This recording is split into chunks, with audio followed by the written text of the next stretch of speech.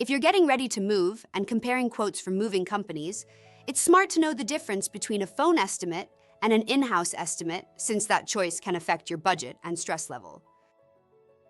A phone estimate is easy and fast. You'll call a mover, describe your home, your furniture, your boxes, and they'll give you a number over the phone.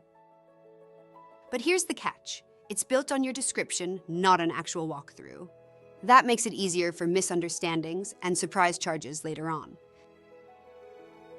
On the other hand, an in-house estimate means a moving professional visits your place, looks around each room, checks large or tricky items, stairs, parking situation, and then gives you a more tailored quote.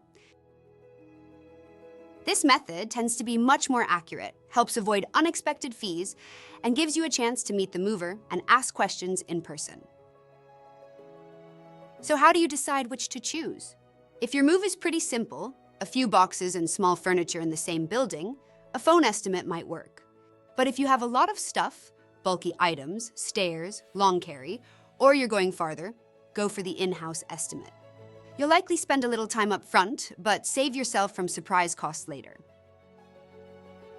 When you talk to a mover, ask, "Did you look at the place or just give the quote over the phone?" If it's only over the phone, ask how much could change on moving day. That transparency helps you plan your budget better. Want more expert tips and free moving quotes? Visit movers.com, and you can also email us at contactus@movers.com or call 866-343-1243 to connect with trusted movers and make your next move smarter, easier, and more affordable.